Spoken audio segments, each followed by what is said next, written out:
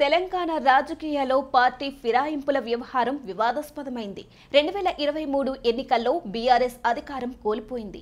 కాంగ్రెస్ అధికారంలోకి వచ్చింది. దీంతో బీఆర్ఎస్ నుంచి గెలిచిన 10 మంది ఎమ్మెల్యేలు అధికార కాంగ్రెస్ పార్టీలో చేరారు. దీనిపై బీఆర్ఎస్ హైకోర్టును ఆశ్రయించింది. ఫిరాయింపు ఎమ్మెల్యేల ఎన్నిక రద్దు చేయాలని కోరింది. కోర్టు చర్య తీసుకోవాలని స్పీకర్ గడ్డం ప్రసాద్ కుమార్ను ఆదేశించింది.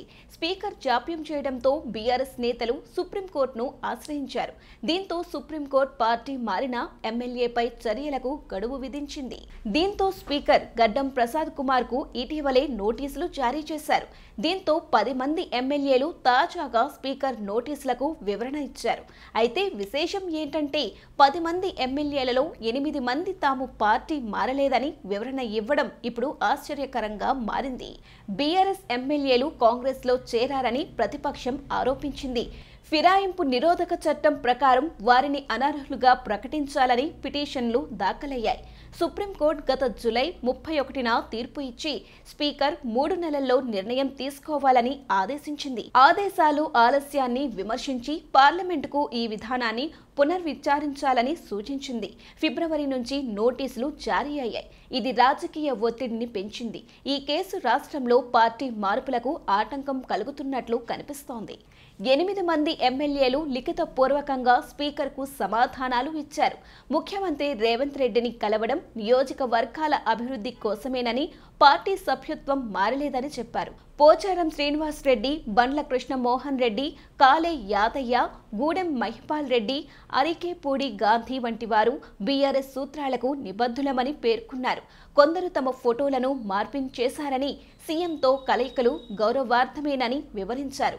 ఇక దానం నాగేందర్, కడియం శ్రీహరి మాత్రం మరిన్ని రోజులు కావాలని కోరారు.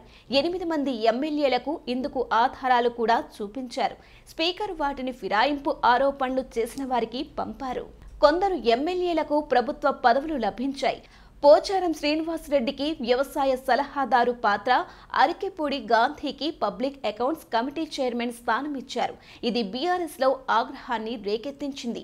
గతంలో అరికెపూడి గాంధీ బీఆర్ఎస్ పై తీవ్ర వ్యాఖ్యలు చేసి పార్టీలో బ్రోకర్లు ఉన్నారని అన్నారు. కానీ ఇప్పుడు బీఆర్ఎస్ లోనే ఉన్నామని చెప్పడం మాట మార్పుగా కనిపిస్తోంది. పాడి కౌశిక్ రెడ్డి వంటి నాయకులు సవాల్ విసిరారు. ఈ పదవులు ఫిరాయింపు ఆరోపణలను మరింత బలపరుస్తున్నాయి. ఎందుకంటే అవి ప్రతిపక్షాలకు కేటాయించాల్సినవి. స్పీకర్ ప్రసాద్ కుమార్ ఒక్కొక్కరిని విచారించనున్నారు. బీఆర్ఎస్ ప్రతినిధులు, ఎమ్మెల్యేలు, న్యాయవాదులు హాజరు కావాలి. విచారణలు ఆలస్యం చేయకుండా చూడాలని స్పీకర్ హెచ్చరించారు. ఈ ప్రక్రియ బీఆర్ఎస్ కు ప్రయోజనం కలిగించవచ్చు. ఎందుకంటే ఫిరాయింపులు ఆగిపోయాయి. మొత్తంగా ఈ కేసులు తెలంగాణలో రాజకీయాలను మార్చవచ్చు. అనర్హత తీర్పు వచ్చిన తరువాత ఉప ఎన్నికలు జరిగే అవకాశం ఉంది. ఇది కాంగ్రెస్ ఆధిపత్యాన్ని పరీక్షిస్తుంది. రాజ్యాంగపరమైన బాధ్యతలు, రాజకీయ అవకాశవాదం మధ్య సమతుల్యత అవసరమని ఈ సంఘటనలు సూచిస్తున్నాయి.